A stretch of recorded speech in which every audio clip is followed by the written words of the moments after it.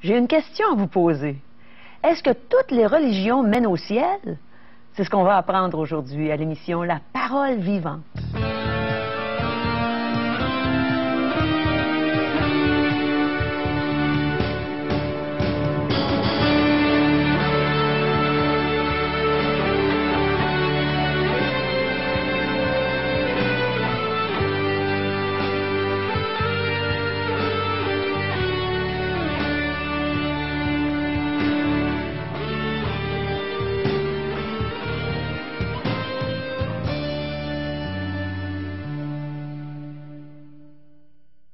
Bonjour et bienvenue à l'émission La Parole vivante. On a une bonne émission à vous présenter aujourd'hui. Régent Joly est encore avec nous. Il va nous partager l'Évangile, un beau message de la parole de Dieu. On va entendre encore un très, très beau chant. Je suis certaine que vous allez être d'accord avec moi. Et aussi, on a un reportage bien spécial à vous présenter. C'est sur le service d'orientation biblique. Je vais lire ce que c'est pour ne pas vous induire en erreur. C'est une librairie ouverte au public, une maison d'édition et de distribution. Vous allez aimer ce reportage. Alors, restez avec nous. On vous revient tout de suite. Parole vivante vous invite à participer à l'un des nombreux merveilleux déjeuners de l'espoir. Ces déjeuners ont lieu dans plusieurs restaurants réputés de la région et vous sont offerts gratuitement. Venez entendre le témoignage d'une vie transformée par la puissance de Dieu. Pour connaître les détails concernant l'endroit, la date et l'heure pour votre région, composez le 1-877-537-7647 ou notre site web www.espoir.ca. On veut vous donner l'occasion de nous faire parvenir vos commentaires et vos questions. Alors n'hésitez pas, contactez-nous par téléphone au 1-877-l'Espoir, 1-877-537-7647 ou vous pouvez aller sur notre site web, c'est espoir.ca.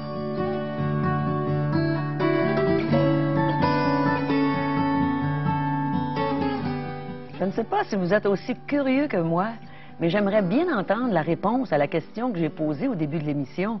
Alors, Régent, est-ce que toutes les religions mènent au ciel? La réponse est non. C'est une théorie intéressante et même séduisante de dire, peu importe ce que nous croyons, peu importe ce que nous pratiquons, nous irons tous au ciel. Mais c'est tellement différent d'une religion à une autre. Les pratiques sont tellement différentes, les croyances sont différentes. Alors comment pouvons-nous inclure tout cela sous une même identité, sous un même nom, puis regrouper, et puis de dire, oui, on s'en va tous à la même place? C'est comme si on était tous assis dans un même train, puis là, on apprend que le train ne va pas à la destination désirée ou voulue par le passager. Alors, c'est pas à cet endroit que je voulais aller. Et le train de cette grande religion nous emmène là où on ne voudrait pas aller. Alors, qu'est-ce qu'on fait lorsqu'on apprend que le train n'est pas dans la bonne direction? Bien, j'arrête le train le plus rapidement possible, j'en débarque et je rembarque dans un train qui va m'emmener à la bonne direction, à la bonne place. Un endroit où on est sûr. Exact. Et la Bible nous dit comment nous pouvons nous y rendre au ciel. Elle nous indique le chemin, puis elle nous dit quoi faire pour emprunter le bon chemin qui mène jusqu'à Dieu, jusqu'à la présence de ce grand Dieu créateur, saint et pur. Alors donc, comment faire? Lisons un texte comme introduction dans l'Évangile de Jean, chapitre 3. L'Évangile de Jean, c'est le 4e livre du Nouveau Testament. Chapitre 3, il y a une merveilleuse rencontre entre un être religieux du nom de Nicodème et la personne de Jésus-Christ, celui qui s'est présenté à nous comme étant le chemin, la vérité et la vie. Qu'est-ce qu'il dit? Eh bien, à plusieurs reprises, il va dire à cet homme qui pratique minutieusement sa religion, elle dit religieusement, alors il pratique, mais il met tout son cœur, cet homme-là. Et puis c'est une personne qui enseigne, c'est un rabbi, c'est un maître, c'est un enseignant. Alors il dit, il y avait un homme d'entre les pharisiens, alors nommé Nicodème, un chef des Juifs, qui vint, lui, auprès de Jésus, de nuit, discrètement, pas trop se faire connaître au grand jour, et lui dit, Rabbi, nous savons que tu es un docteur venu de Dieu, en précisant la venue de Jésus, personne ne peut faire ces miracles que tu fais si Dieu n'est avec lui. Et Jésus lui répondit, en vérité, je te le dis, si un homme ne naît de nouveau, il ne peut voir le royaume de Dieu. Et ensuite, il va dire un peu plus loin dans la conversation, en vérité, je te le dis, si un homme ne naît d'eau et d'esprit, il ne peut entrer dans le royaume de Dieu. Et après ça, deux versets plus loin, verset 7, toujours de Jean 3, ne t'étonne pas que je t'ai dit, il faut que vous naissiez de nouveau.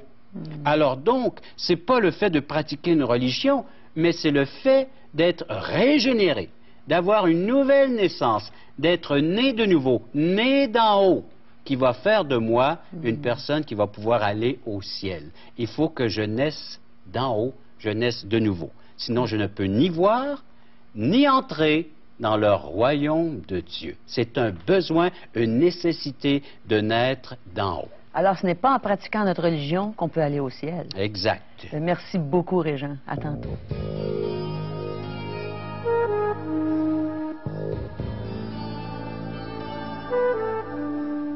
Il y a beaucoup de gens qui me disent, Caro, quand on va mourir, on va tous aller au ciel.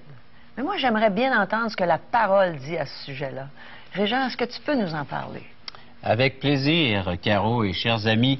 Alors, c'est vrai que c'est séduisant de pouvoir entendre une telle phrase et de se la répéter quotidiennement, sinon de temps à autre, de dire peu importe ce que je crois, peu importe ce que je pratique, nous irons tous un jour à la même place. Oui. Tous au ciel. Les gens espèrent bien aller au ciel par cette façon, cette philosophie de la vie, cette façon de penser, de dire, bien, peu importe, j'irai au ciel. Ouais. Mais la Bible est très claire là-dessus, et je répète à nouveau, et je vais lire un texte dans Galates, chapitre 6, versets 14 et 15. C'est l'apôtre Paul qui dit, « Pour ce qui me concerne, loin de moi la pensée de me glorifier d'autre chose que de la croix de notre Seigneur Jésus-Christ, par qui le monde est crucifié pour moi. Comme je suis, je le suis pour le monde. » Alors, cette croix, qu'est-ce qu'elle vient faire? Eh bien, elle me crucifie au monde, comme moi, le monde est crucifié également envers moi. C'est-à-dire, il y a une séparation, il y a un grand fossé, il y a un abîme qui est là, qui nous sépare pour celui qui met sa confiance en Jésus-Christ avec cette pensée, cette philosophie qu'il peut y avoir dans le monde, que tout le monde va aller au ciel. Ça sépare, ça divise. Et le verset 15, il rajoute, « Car ce n'est rien d'être circoncis ou incirconcis. » Ce n'est rien d'être religieux ou non religieux. Le circoncis, c'est le juif. C'était sa marque extérieure, comme quoi qu'il pratiquait sa religion, ou l'incirconcis, c'était le païen, qui lui croyait en d'autres dieux. Alors, ce que les gens appelaient païens dans ce temps-là. C'était des gens qui pratiquaient une autre religion que les juifs. Ils croyaient en plusieurs dieux, alors plusieurs déités, puis donc ils se confiaient dans ces dieux. Donc, c'était pas le Dieu des Juifs, l'unique Dieu qui s'est révélé à l'homme par, il va sans dire, tout ce que nous retrouvons dans l'Ancien Testament, la loi de Moïse, et ainsi de suite, et les sacrifices qu'on pouvait retrouver. Tout ça était des indications vers un chemin qui indiquait un but bien précis où Dieu voulait les conduire à la connaissance de Dieu par la personne qui est venue dans le Nouveau Testament, qui est le Messie. Mais la suite du verset dit, « Ce n'est rien donc d'être circoncis ou incirconcis. Ce qui est quelque chose, c'est d'être une nouvelle création. » Alors donc, la question, c'est pas le fait que je crois en n'importe quoi ou en quelque chose, mais est-ce que je crois vraiment en Jésus-Christ, qui lui a déclaré être le chemin, la vérité et la vie. Alors oui, la religion, c'est l'homme qui essaie par tous ses efforts de monter vers la demeure de Dieu. Comme ça, ce n'est pas ma religion qui va m'amener dans la demeure de Dieu. C'est ça que tu dis? J'ai une illustration, Caro, qui va expliquer tout cela. Rien de tel qu'une image. Ça dit qu'une image vaut 1000 mots. Ouais. Alors, étant à la télévision, profitons-en et montrons des images. Alors, illustration. Alors, vous voyez ici cette petite fiche, cette carte, elle parle d'elle-même. Alors, vous avez l'homme. Alors, les flèches noires indiquent de ces personnes qui composent la société. Et chacune de ces personnes a sa façon de penser, a sa façon de voir les choses dans l'au-delà. Alors, ses croyances, sa religion.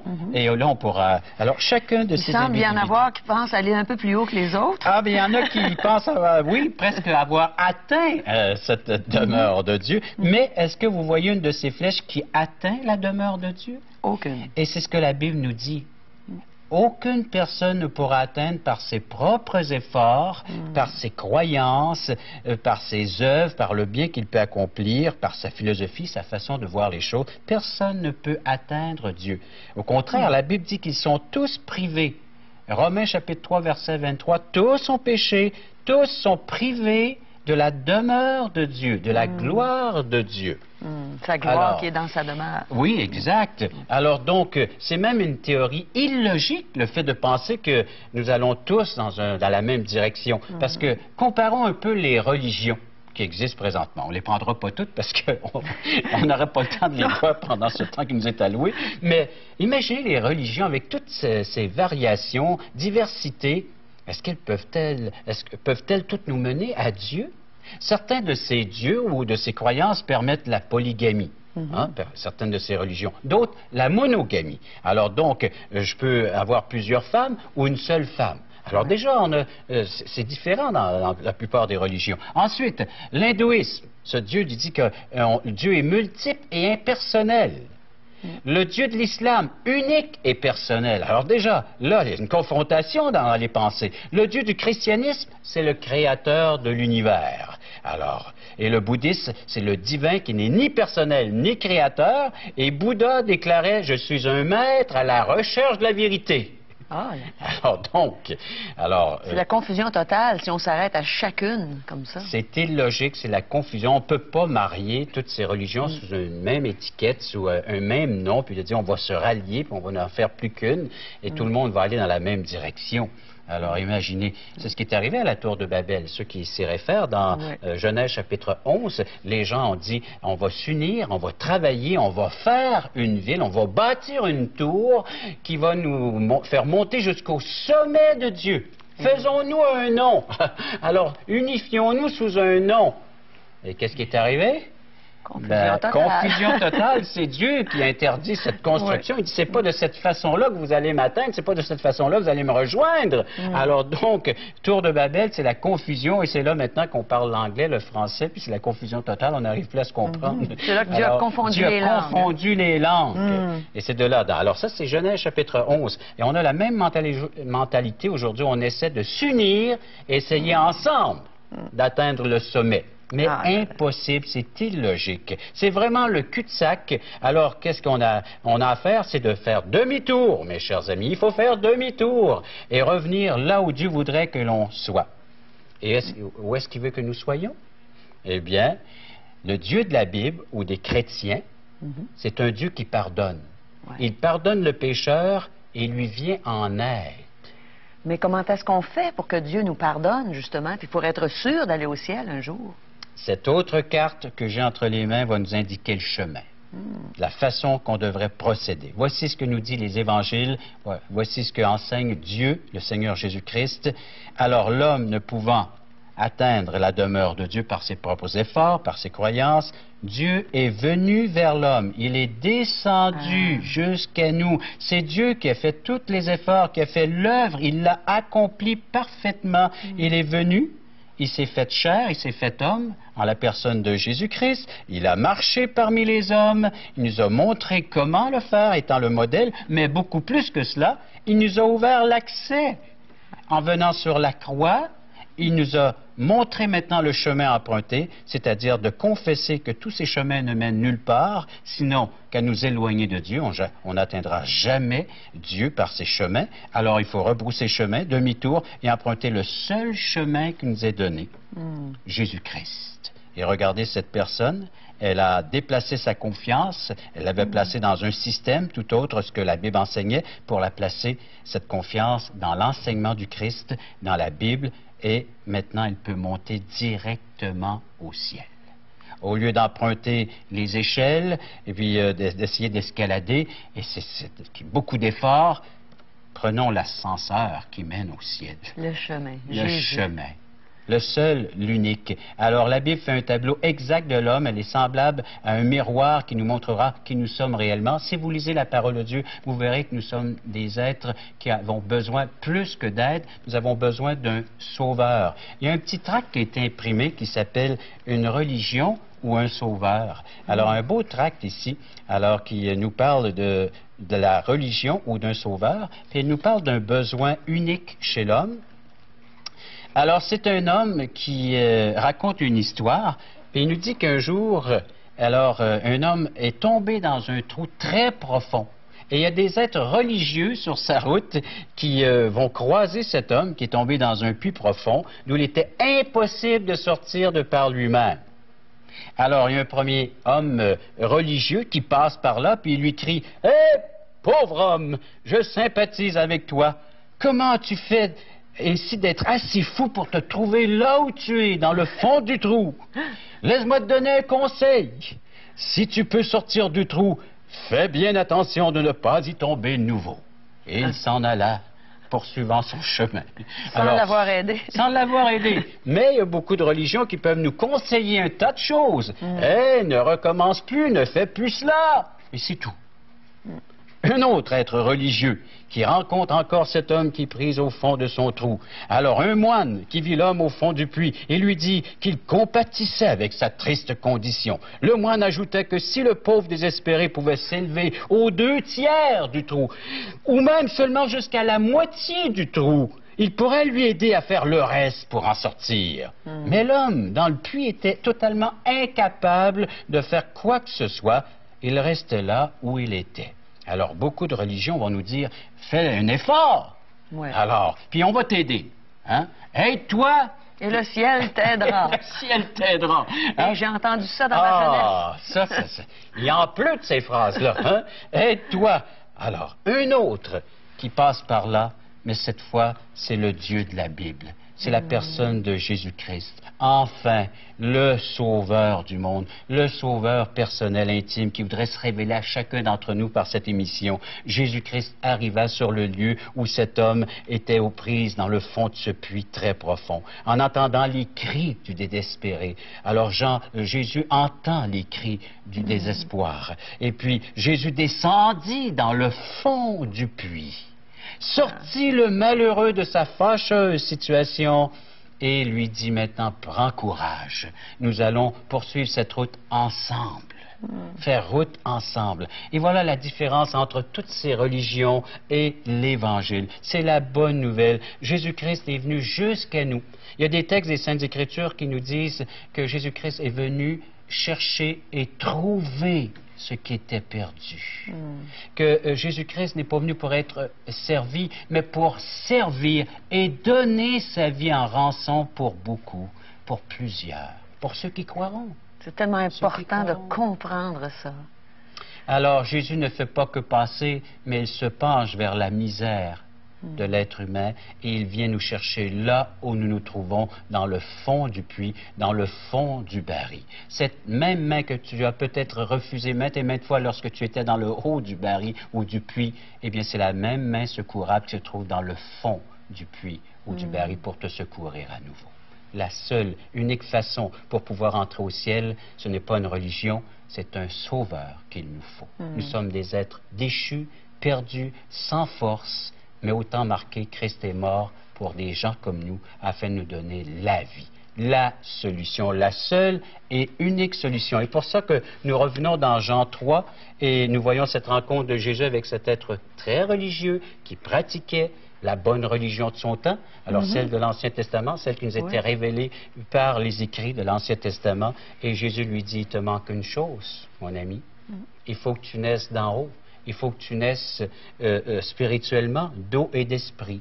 Alors donc, on a besoin de la parole de Dieu et on a besoin de l'Esprit de Dieu. Voilà les aides que Dieu nous apporte afin de pouvoir saisir et de vivre pleinement cette réalité que oui, Jésus-Christ est venu nous sauver. Nous qui étions perdus dans un état vraiment lamentable spirituellement, parce que Jésus-Christ s'offre à nous comme le Sauveur.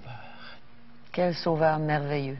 On le chante, ça, hein, oui. dans nos milieux évangéliques, dans nos églises. Ah, oui. Sauveur merveilleux que je possède. Oui. Le possédez-vous, ce Sauveur? Est-ce que Jésus-Christ est devenu votre Sauveur? Êtes-vous régénéré? Êtes-vous né d'en haut? Êtes-vous né spirituellement? Jésus-Christ est venu nous apporter cette nouvelle naissance. Seul Jésus peut nous conduire au Père. Seul Jésus peut nous emmener dans la présence de Dieu. J'étais justement, Régent, dans le fond de ce gouffre que tu as mentionné tantôt. Et heureusement, le Seigneur m'a tendu sa main, il s'est fait connaître à moi. Et Jésus a donné sa vie sur la croix pour moi. Il a donné sa vie sur la croix pour toi. Régent l'a tellement bien présenté. On a besoin de ce Sauveur, on en a tous besoin. Peu importe la religion ou la sincérité qu'on a, on a besoin d'un Sauveur. Et ce seul Sauveur, c'est Jésus-Christ. Jésus, le Fils de Dieu, qui est venu sur la terre souffrir et mourir pour nous. Et il m'a donné la vie éternelle, il veut vous donner la vie éternelle. Alors, écoutons un chant et réfléchissons sur le beau message que Régent vient de nous apporter. Pensons-y sérieusement.